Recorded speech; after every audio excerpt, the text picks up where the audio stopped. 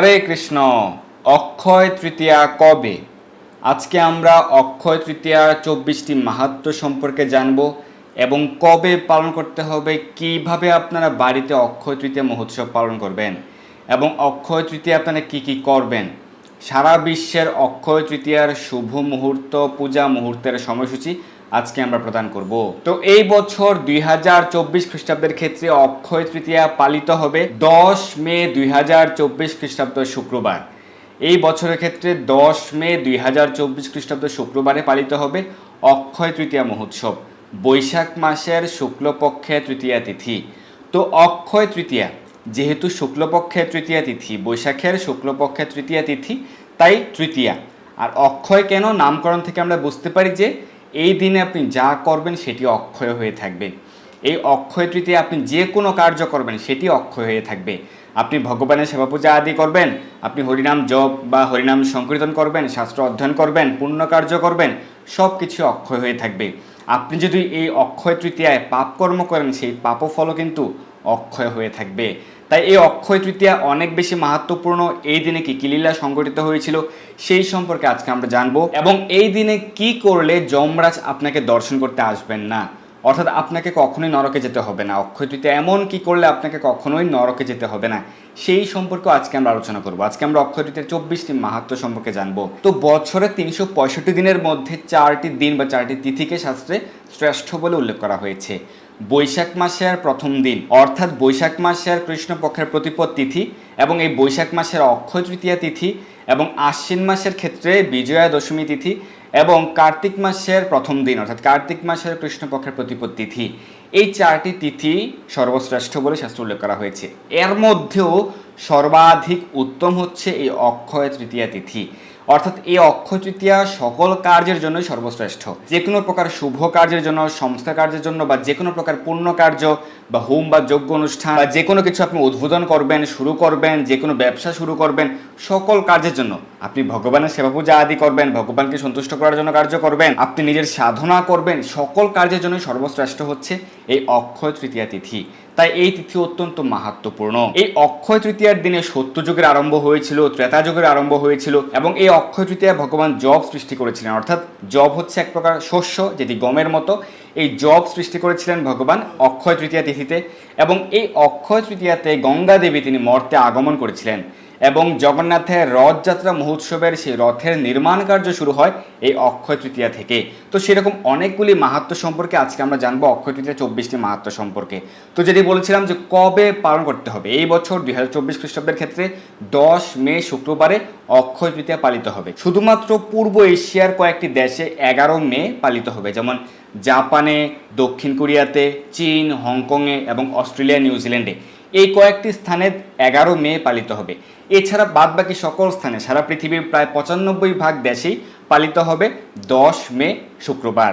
অর্থাৎ যারা ভারতে, বাংলাদেশে রয়েছেন, মধ্যপ্রাচ্যে রয়েছেন বা আফ্রিকাতে, ইউরোপে, আমেরিকাতে, সকল স্থানেই এই অক্ষয় তৃতীয়া মহোৎসব পালিত হবে 10 মে শুক্রবার। তো এই অক্ষয় তৃতীয়ার শুভ মুহূর্ত, পূজা মুহূর্তের যে সময়সূচি, সেই সম্পর্কে আমরা আজকের আলোচনার শেষের দিকে সারা বিশ্বের সময়সূচি প্রদান করব। সারা বিশ্বের শুভ মুহূর্ত, পূজা মুহূর্তের সময়সূচি। তো অনেকে প্রশ্ন করেছেন, অনেকে জানতে চেয়েছেন, যারা বিবাহ সংখ্যা করতে চান বা যারা গৃহপ্রবেশ বা কোনো প্রকার সংস্কার কার্য করতে চান, সেই ক্ষেত্রে অক্ষয় তৃতীয়া তিথিতে হচ্ছে সর্বশ্রেষ্ঠ। কিন্তু এই বছরের ক্ষেত্রে অন্যান্য বেশিরভাগ বছরের ক্ষেত্রে অক্ষয় তৃতীয়া নিশ্চিন্তে কিন্তু সকল সংস্কার কার্য বা শুভ কার্য, গৃহপ্রবেশ বা বিবাহ সংস্কার করা যায়। কিন্তু এই বছরের ক্ষেত্রে, এই বছর 2024 খ্রিস্টাব্দের ক্ষেত্রে অক্ষয় তৃতীয়া তিথি খুবই শুভ, খুবই ভালো। বিশেষ করে যারা সাধনা করতে চান, ভগবানের সেবা করতে চান, ভগবানের সন্তুষ্টি বিধান করতে চান, ব্রত করতে চান, সেই ক্ষেত্রে শুভ। কিন্তু যারা বিবাহ সংস্থা করতে চান বা গৃহপ্রবেশ বা যে কোনো প্রকার শুভ কার্য করতে চান, সেক্ষেত্রে এই বছরের ক্ষেত্রে শুক্র তারা অস্ত যোগ রয়েছে। তো এই শুক্র তারা অস্ত যোগ থাকার কারণে সেটি খুব একটা শুভ নয়। কিন্তু এই বছরের অক্ষয় তৃতীয়া হচ্ছে ভগবানের সেবা পূজা প্রভৃতি কার্যের জন্য সর্বশ্রেষ্ঠ। তো আপনারা এই অক্ষয় তৃতীয়াতে ভগবানকে সন্তুষ্ট করার জন্য যে সকল কার্য রয়েছে সেগুলি আপনারা সম্পাদন করবেন। আবার অনেকে অক্ষয় তৃতীয়াতে তারা স্বর্ণ ক্রয় করেন, সেটি করা যাবে। তো যারা ভাবছেন যে অক্ষয় তৃতীয়ায় আপনারা বিবাহ করতে চান, আমি এরকম অনেকগুলি প্রশ্ন পেয়েছি। কারণ প্রতি বছর যে বিবাহের বিভিন্ন শুভ দিন বা শুভ তারিখ থাকে, তার মধ্যে সর্বশ্রেষ্ঠ বলা হয়েছে অক্ষয় তৃতীয়াতে। অক্ষয় তৃতীয়ায় যদি কেউ বিবাহ করে তাহলে সেটি হচ্ছে সর্বশ্রেষ্ঠ। তো যাদের এরকম প্ল্যানিং রয়েছে যে অক্ষয় তৃতীয়ায় বিবাহ করতে চান, তাহলে আপনারা 2025 খ্রিস্টাব্দের অক্ষয় তৃতীয়া তারিখটি নির্বাচন করতে পারেন, সেটি খুবই উত্তম। বুধবার পড়েছে। 2025 খ্রিস্টাব্দের অক্ষয় তৃতীয়া সকল সংস্কারকার্য বা যে কোনো প্রকার শুভ কার্যের জন্য অনেক বেশি উত্তম। তো এখন আমরা জানবো অক্ষয় তৃতীয়ার 24টি মাহাত্ম্য সম্পর্কে। তো অনেকে জিজ্ঞাসা করেন যে অক্ষয় তৃতীয়া কি সত্যযুগের সূচনা হয়েছিল নাকি ত্রেতা যুগের সূচনা হয়েছিল? কারণ কেউ কেউ শুনেছেন যে এই অক্ষয় তৃতীয়া ত্রেতা যুগের সূচনা হয়েছে, আবার কেউ শুনেছেন অক্ষয় তৃতীয়া সত্যযুগের সূচনা করেছিলেন ভগবান। তাহলে কোনটি সঠিক? দুটিই সঠিক। শাস্ত্রে দুটিরই বর্ণনা রয়েছে।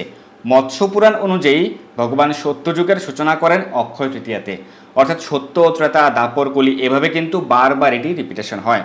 তো প্রতিবার সত্যযুগের সূচনা হয় এই অক্ষয় তৃতীয়া থেকে। বৈশাখ মাসের শুক্লপক্ষের তৃতীয়া তিথি অক্ষয় তৃতীয়া থেকে সত্যযুগের সূচনা হয়। এটি মৎস্য পুরাণে উল্লেখ রয়েছে এবং পদ্ম পুরাণের বরাহ ধরণী সংবাদে উল্লেখ রয়েছে যে এই অক্ষয় তৃতীয়া থেকে ত্রেতা যুগের সূচনা হয়ে থাকে, অর্থাৎ দুটোই সঠিক। মৎস্য পুরাণে উল্লেখ রয়েছে যে সত্যযুগের সূচনা হয় অক্ষয় তৃতীয়া থেকে, এবং পদ্ম পুরাণের বরাহ পৃথিবী সংবাদে উল্লেখ রয়েছে যে ত্রেতা যুগের সূচনা হয় অক্ষয় তৃতীয়া তিথি থেকে। কারণ এটি যেহেতু অনেক বেশি উত্তম, শুভ, সব দিক থেকে শ্রেষ্ঠ, তাই এই দিন থেকে ভগবান সত্যযুগ এবং ত্রেতা যুগের সূচনা করেন। এই সম্পর্কে শ্রী হরিভক্তি বিলাসের চতুর্দশ বিলাসও কিন্তু উল্লেখ রয়েছে। এই অক্ষয় তৃতীয়াতে ভগবান জব শস্য সৃষ্টি করেছিলেন। নানা প্রকার শস্য রয়েছে, রবি শস্য, যে কোনো প্রকার রবি শস্য, যেমন আমরা যে চাল গ্রহণ করি, অন্ন গ্রহণ করি, সেটি হচ্ছে ধান শস্য। তো এরকম একটি শস্য রয়েছে গম, এরকম শস্য রয়েছে জব, বার্লি। তো ভগবান সর্বপ্রথম জব শস্যটি সৃষ্টি করেছিলেন এবং সেটি সৃষ্টি করেছিলেন এই অক্ষয় তৃতীয়ায়। তাই এই অক্ষয় তৃতীয়ায় ভগবানকে জব দ্বারা বিশেষভাবে পূজা অর্চনা করার মাহাত্ম্য শাস্ত্র উল্লেখ রয়েছে। এবং জবান্ন রন্ধন করে ভগবানকে নিবেদন করা যেতে পারে। জব দ্বারা অনেকে পায়েস রন্ধন করেন, সেটিও ভগবানকে নিবেদন করা যেতে পারে। এবং সেই জবান্ন, পায়েস, প্রসাদ শুদ্ধ ব্রাহ্মণ বৈষ্ণবদেরকে আপনারা ভোজন করাতে পারেন বা জব দান করতে পারেন, তাহলে ভগবান অনেক বেশি প্রসন্ন হন। তো এই অক্ষয় তৃতীয়ায় দেবী গঙ্গা তিনি মর্তে আগমন করেছিলেন রাজা ভগীরথের প্রার্থনায়। তার পূর্বপুরুষদেরকে উদ্ধার করার জন্য, স্বর্গরাজের 60,000 পুত্রদেরকে উদ্ধার করার জন্য তিনি যে ভগবানের নিকট বিশেষভাবে তপস্যা প্রার্থনা করেছিলেন, সেই প্রার্থনায় সন্তুষ্ট হয়ে এবং ভগবানের নির্দেশক্রমে গঙ্গা দেবী তিনি মর্তে আগমন করেছিলেন এই বৈশাখ মাসের শুক্লপক্ষের তৃতীয়া তিথিতে। এই সম্পর্কে সুবিশাল একটি ঘটনা রয়েছে বা লীলা রয়েছে, সেই সম্পর্কে আমরা অনেকবারই আলোচনা করেছিলাম এবং সেই সম্পর্কে আমরা পরবর্তীতে আবারও আলোচনা করব। আজকে আমরা সেই বিষয়ে বিস্তারিত আলোচনা করেছিলাম। এবং ভগবানের ষষ্ঠ অবতার পরশুরাম, ভগবান পরশুরাম তিনি আবির্ভূত হয়েছিলেন এই অক্ষয় তৃতীয়াতে। তো মহাভারত সকলে অধ্যয়ন করেছেন বা করছেন বা মহাভারত শ্রবণ করেছেন, মহাভারত কথা। তো এই মহাভারত রচনা কার্য শুরু হয়েছিল এই অক্ষয় তৃতীয়াতে। ব্যাসদেব তিনি খুব সুন্দরভাবে তা বর্ণনা করছিলেন এবং গণেশজি তিনি খুব সুন্দরভাবে লিপিবদ্ধ করেছিলেন, এবং সেই কার্য শুরু হয়েছিল এই অক্ষয় তৃতীয়ায়। তো অক্ষয় তৃতীয়া, অক্ষয় মানে যার কোনো ক্ষয় নেই।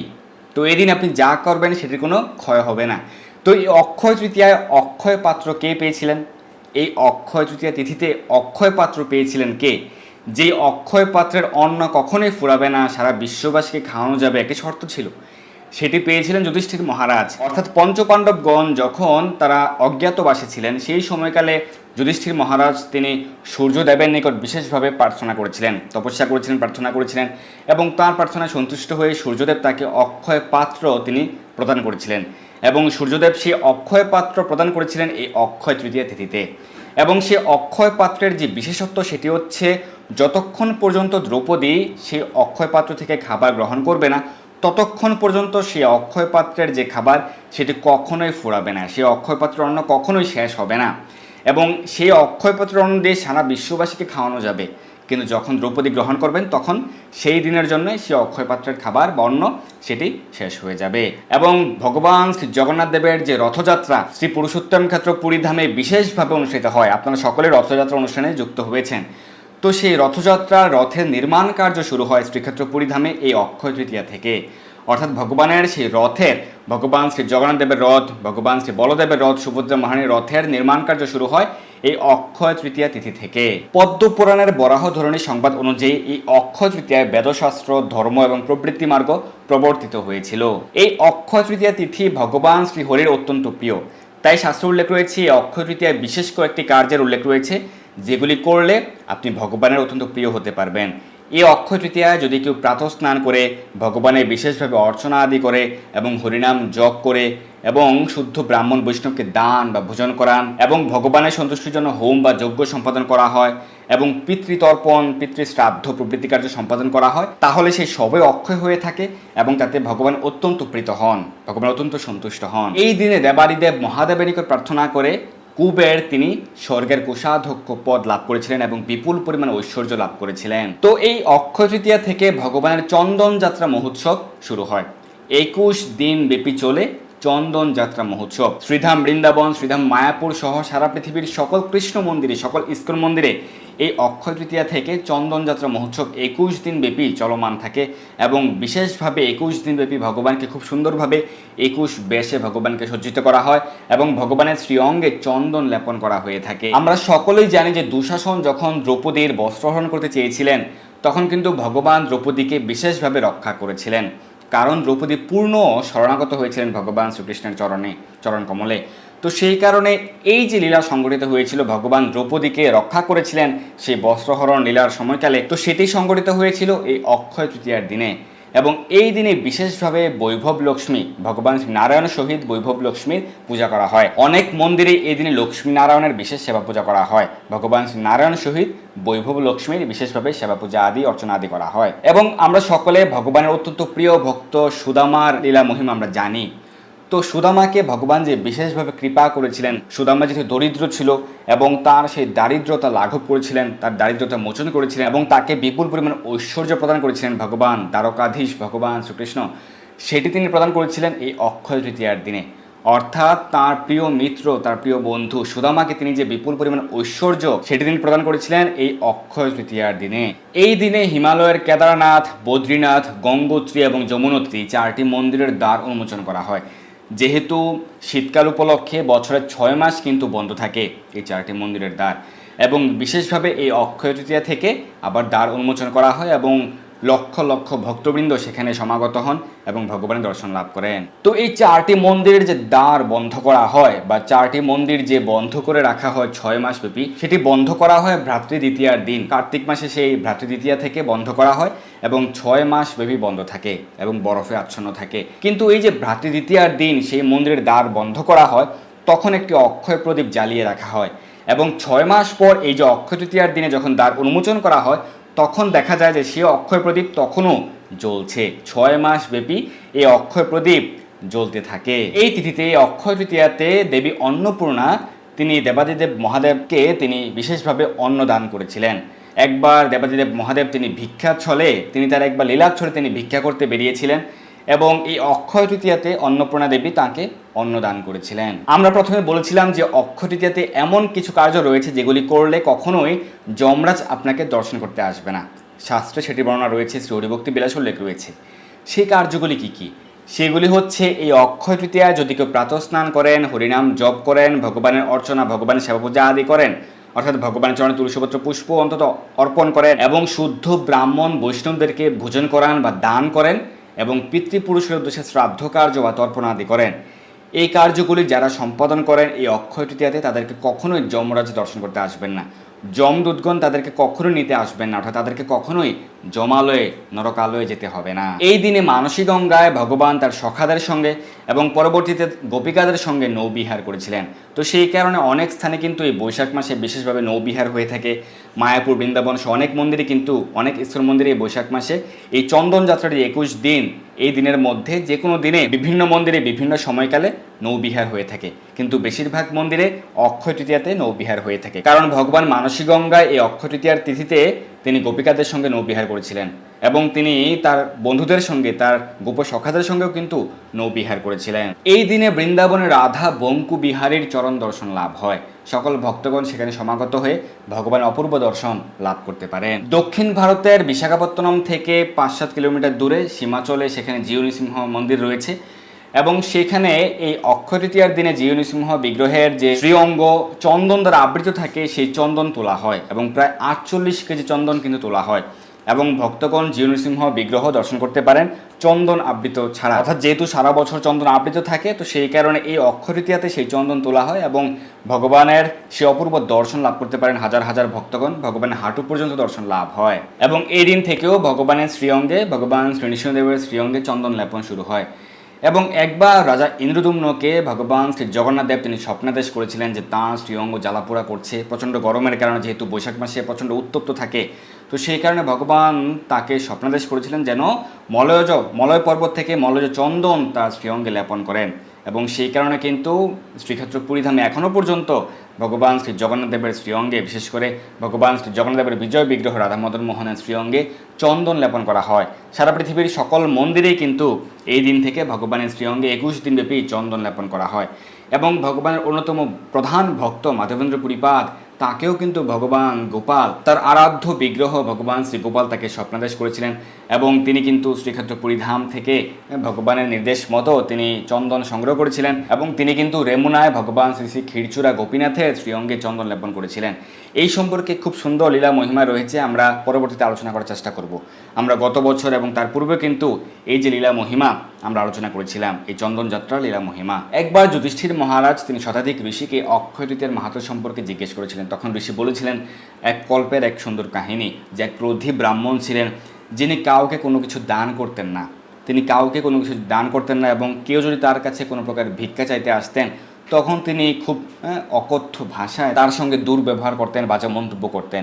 একবার এক দরিদ্র ব্রাহ্মণ তাদের গৃহে এসেছিলেন এবং সেই ক্রোধী ব্রাহ্মণটি তাকে কিন্তু ভিক্ষা দিতে চাননি, কিন্তু তার স্ত্রী সুশীলা তাকে তার গৃহের যে পিছনের দরজা রয়েছে সেই পিছনের দরজা দিয়ে সেই দরিদ্র ব্রাহ্মণকে ভিক্ষা দান করেছিলেন, তাকে অন্ন দান করেছিলেন।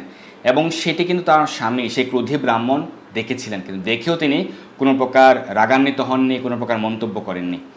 এবং যখন তার মৃতপ্রায় অবস্থা, অর্থাৎ সেই ক্রোধী ব্রাহ্মণ তার যখন মৃত্যুদশা উপস্থিত, তখন যমদূতগণ তাকে নেয়ার জন্য উপস্থিত হয়েছিলেন, কিন্তু তখন বিষ্ণুদূতেরা তাকে এসে নিয়ে গিয়েছিলেন। তখন জিজ্ঞাসা করা হয়েছিল কেন তাকে বিষ্ণুদূতগণ নিয়েছিলেন। তখন বলা হয়েছিল যে যেই দিন সে ব্রাহ্মণকে দান করা হয়েছিল সেই দিনটি ছিল অক্ষয় তৃতীয়া তিথি। অর্থাৎ তার গৃহে যে ব্রাহ্মণ এসেছিল তার স্ত্রী তাকে দান করেছিলেন, সে ব্রাহ্মণকে দান করেছিলেন, কিন্তু সে ব্রাহ্মণকে দান করা সত্ত্বেও এই ক্রোধী ব্রাহ্মণ কিন্তু ক্রোধ প্রকাশ করেননি বা কোনো প্রকার বাজে মন্তব্য করেননি বা কোনো প্রকার দ্বিমত পোষণ করেননি। সেই কারণে তার সকল প্রকার পাপ থেকে সে মুক্ত হয়েছিল। অর্থাৎ অক্ষয় তৃতীয়ায় তার বাড়িতে, তার গৃহে যেহেতু শুদ্ধ ব্রাহ্মণকে দান করা হয়েছিল, অন্ন দান করা হয়েছিল, তার ফলে সেই ক্রোধী ব্রাহ্মণের পাপ থেকেও তিনি মুক্ত হয়েছিলেন। এই দিনে বিশেষভাবে শুদ্ধ ব্রাহ্মণ বৈষ্ণবদেরকে আপনারা ভোজন করাতে পারেন, দান করতে পারেন। আপনার নিকটস্থ ইস্কন মন্দিরে গিয়ে শুদ্ধ ব্রাহ্মণ বৈষ্ণবদেরকে দান করতে পারেন। কারণ অনেকে ভাবছেন যে এখন তো কলিযুগ চলছে, এখন শুদ্ধ ব্রাহ্মণ পাওয়া যায় না, কারণ অনেকে আমিষ আহার করেন বা চা পান বিড়ি নেশাদ্রব্য গ্রহণ করেন, তাহলে কিভাবে শুদ্ধ ব্রাহ্মণ কোথায় খুঁজে পাওয়া যাবে? সেক্ষেত্রে আপনার নিকটস্থ ইস্কন মন্দিরে বা কেউ চাইলে গৌরীয় মঠেও আপনারা দান করতে পারেন। এছাড়া শ্রীধাম মায়াপুরে, শ্রীধাম বৃন্দাবনে বা দক্ষিণ ভারতের অনেক মন্দিরে অনেক শুদ্ধ ব্রাহ্মণগণ রয়েছেন, তাদেরকে আপনারা দান করতে পারেন। এই অক্ষয় তৃতীয়ার দিনে আপনারা সকলেই ইস্কন মন্দিরে আসবেন, আপনার নিকটস্থ ইস্কন মন্দিরে আসবেন এবং ভগবানের অপূর্ব রূপ মহিমা আপনারা দর্শন করবেন। অপূর্ব রূপ মাধুরী, যেহেতু ভগবানকে খুব সুন্দরভাবে চন্দন লেপন করা হয় ভগবানের শ্রীঅঙ্গে, তাই আপনারা অক্ষয় তৃতীয়া অবশ্যই ইস্কন মন্দিরে আসবেন এবং ভগবানকে দর্শন করবেন, প্রণাম করবেন। তো অক্ষয় তৃতীয়ার মাহাত্ম্য সম্পর্কে আমরা সংক্ষেপে জেনেছি। এখন আমরা জানবো যে অক্ষয় তৃতীয়া আপনারা কী কী করবেন, বাড়িতে কী কী করবেন অক্ষয় তৃতীয়ায়। প্রথমত হচ্ছে এই অক্ষয় তৃতীয়ায় অবশ্যই আমিষ আহার বর্জন করতে হবে। কোনো প্রকার মাছ, মাংস, ডিম, পেঁয়াজ, রসুন, মসুর ডাল, মাশরুম, ছত্রাক প্রভৃতি গ্রহণ করা যাবে না, কলমিশা গ্রহণ করা যাবে না, এগুলো আমিষ দ্রব্য।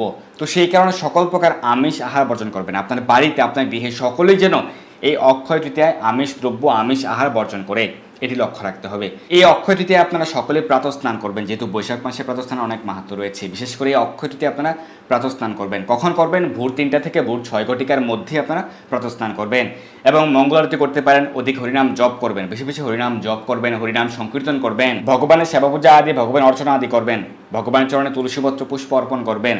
আপনার পরিবারের যে সকল সদস্যরা রয়েছে তাদের সকলকে অনুপ্রাণিত করবেন যেন সকলেই, আপনার সন্তানগণ সকলেই যেন ভগবানের চরণে তুলসীপত্র অর্পণ করেন, ভগবানের চরণে পুষ্প অর্পণ করেন এবং তুলসীতে জল দান করেন। সকলে আপনারা তুলসীতে জল দান করবেন।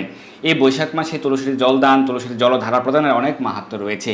প্রতিদিনই তুলসীতে জল দান করতে হবে। একাদশী, দ্বাদশী, রবিবার প্রতিদিনই তুলসীতে জল দান করতে হবে, এটা হচ্ছে শাস্ত্র সিদ্ধান্ত। এবং যেহেতু এই দিন থেকে চন্দন যাত্রা মহোৎসব শুরু হয়, আপনারা বাড়িতেও ভগবানকে চন্দন লেপন করতে পারেন। যারা বাড়িতে বিগ্রহ সেবা করেন বা যারা চিত্রপটে সেবা পূজা আদি করেন, আপনারা বাড়িতেই চন্দন সুন্দর করে বেটে অগুর এবং কর্পূর সহিত চন্দন বেটে সেই চন্দন আপনারা লেপন করবেন ভগবানের শ্রী অঙ্গে, ভগবানের ললাটে, ভগবানের মুখমণ্ডলে, হাতে, ভগবানের চরণ কমলে আপনারা লেপন করবেন। এবং শ্রীমতী রাধারানীর যাদের বাড়িতে রাধা মাধবের শ্রী বিগ্রহ রয়েছে বা চিত্রপট রয়েছে, সেই ক্ষেত্রে রাধারানীর ললাটে আপনারা চন্দন লেপন করতে পারেন। এই দিনে আপনারা শুদ্ধ ব্রাহ্মণ বৈষ্ণবদেরকে ভোজন করাতে পারেন এবং দান করতে পারেন। অন্নদান, বস্ত্রদান এবং জব দান, তিল দান প্রভৃতির মাহাত্ম্য শাস্ত্র উল্লেখ রয়েছে। এবং ঘি দান করা, বিশেষ করে ভগবানের সেবার জন্য, মন্দিরে গিয়ে ভগবানের সেবার জন্য আপনারা ঘি দান করতে পারেন। এই দিনে বিশেষভাবে ভগবানের উদ্দেশ্যে ভোগ নিবেদন করবেন। এই অক্ষয় তৃতীয়ায় উপবাসের কোনো আবশ্যকতা নেই, আপনারা সকলে আমিষ আহার বর্জন করবেন আর বিশেষ করে ভগবানের উদ্দেশ্যে ভোগ নিবেদন করবেন। যারা আমিষ আহারী রয়েছেন সেক্ষেত্রে তারা ভাবছেন যে তারা ভগবানকে অন্ন ভোগ দিতে পারবেন কিনা। হ্যাঁ, আপনারা চুলা ধুয়ে মুছে ভগবানের আলাদা পাত্রে আপনারা রান্না করবেন, শুদ্ধভাবে আপনাদের শুদ্ধ প্রেম সহকারে ভগবানের জন্য রান্না করবেন। অন্ন ব্যঞ্জন, যত প্রকার ব্যঞ্জন রান্না করতে পারেন, যত প্রকার ব্যঞ্জন আপনার দ্বারা রন্ধন করা সম্ভব, এবং বিভিন্ন প্রকার পিঠা, পুলি, পায়েস, মিষ্টদ্রব্য আপনারা রন্ধন করবেন এবং ভগবানের উদ্দেশ্যে ভোগ নিবেদন করবেন।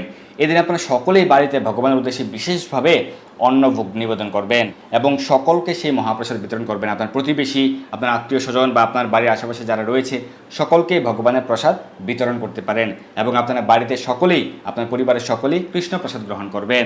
এদিন অবশ্যই আমিষ আহার ভোজন করবেন, শাস্ত্র অধ্যয়ন করবেন। শ্রীমদ্ ভগবদ্ গীতা, যথাযথ শ্রীমদ্ ভাগবত বা লীলা পুরুষোত্তম শ্রীকৃষ্ণ ভগবানের অপূর্ব লীলা মহিমা সম্বন্ধিত শাস্ত্র আপনারা অধ্যয়ন করবেন। তো এইভাবে আপনারা অক্ষয় তৃতীয়া পালন করতে পারেন। অক্ষয় তৃতীয়া কী কী করবেন সেই বিষয়ে আমরা আলোচনা করেছি। কী কী বর্জন করতে হবে: মাছ, মাংস, ডিম প্রভৃতি আমিষ দ্রব্য বর্জন করবেন এবং চা, পান, বিড়ি, কফি প্রভৃতি নেশাদ্রব্য বর্জন করবেন।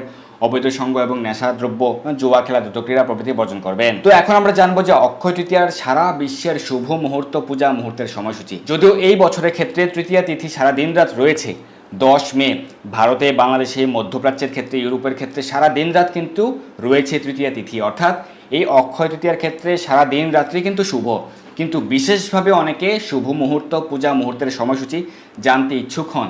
তো সেই কারণে আমরা সারা বিশ্বের এই শুভ মুহূর্ত, পূজা মুহূর্তের সময়সূচি প্রদান করছি। বাংলাদেশের ক্ষেত্রে 10 মে ভোর 5টা 19 থেকে দুপুর 11টা 55, পশ্চিমবঙ্গ ভোর 4টা 59 থেকে দুপুর 11টা 33, ত্রিপুরা ভোর 4টা 45 থেকে 11টা 21, আসাম মেঘালয়ে ভোর 4টা 40 থেকে 11টা 19, চেন্নাই ভোর 5টা 45 থেকে দুপুর 12টা 6, মুম্বাই, পুনে সহ মহারাষ্ট্র 6টা 6 থেকে ভোর 6টা 6 থেকে দুপুর 12টা 31, দিল্লি ভোর 5টা 33 থেকে দুপুর 12টা 18, রাজস্থান 5টা 42 থেকে 12টা 23, হায়দ্রাবাদ 5টা 46 থেকে 12টা 13 এবং বেঙ্গালুরু ভোর 5টা 56 থেকে দুপুর 12টা 16। মালয়েশিয়ার ক্ষেত্রে মালয়েশিয়ার সময় অনুযায়ী সকাল 7টা 2 থেকে দুপুর 1টা 10, সিঙ্গাপুরের সময় অনুযায়ী সকাল 6টা 56 থেকে দুপুর 1টা 1, চীনের ক্ষেত্রে চীনের সময় অনুযায়ী 11 মে ভোর 5টা 4 থেকে ভোর 5টা 20, জাপানেও 11 মে ভোর 4টা 40 থেকে সকাল 6টা 20, দক্ষিণ কোরিয়া 11 মে ভোর 5টা 27 থেকে 6টা 20, অস্ট্রেলিয়াতেও 11 মে ভোর 6টা 48 থেকে 7টা 20, নিউজিল্যান্ডেও 11 মে সকাল 7টা 18 থেকে সকাল 9টা 20 পর্যন্ত।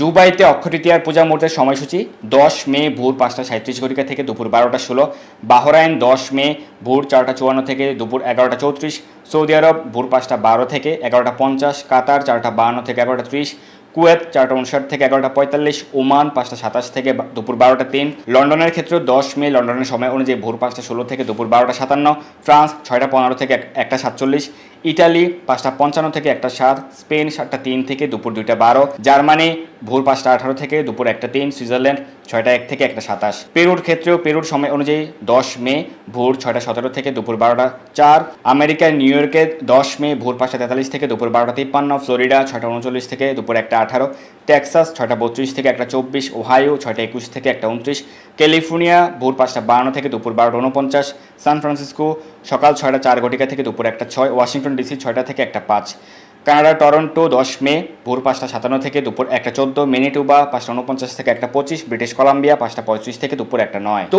এই হচ্ছে অক্ষয় তৃতীয়ার সারা বিশ্বের শুভ মুহূর্ত, পূজা মুহূর্তের সময়সূচি। আজকে আমরা অক্ষয় তৃতীয়ার 24টি মাহাত্ম্য সম্পর্কে জেনেছি এবং পূজা মুহূর্ত, শুভ মুহূর্তের সময়সূচি প্রদান করেছি এবং এই অক্ষয় তৃতীয়ায় কী কী করবেন, বাড়িতে কী কী করবেন, কী করলে আপনি ভগবানকে সন্তুষ্ট করতে পারবেন এবং কী করলে আপনাকে কখনোই নরকে যেতে হবে না, সকল বিষয়াবলী আজকে আমরা আলোচনা করেছি অক্ষয় তৃতীয়ার মাহাত্ম্য সম্পর্কে। আমাদের আজকের আলোচনাটি আপনারা সকলের কাছে পৌঁছে দিন, আপনার প্রিয়জন, পরিবার পরিজন সকলের কাছে, যাতে সকলে জানতে পারে অক্ষয় তৃতীয়ার মাহাত্ম্য সম্পর্কে এবং সময়সূচি যেন সকলে জানতে পারে।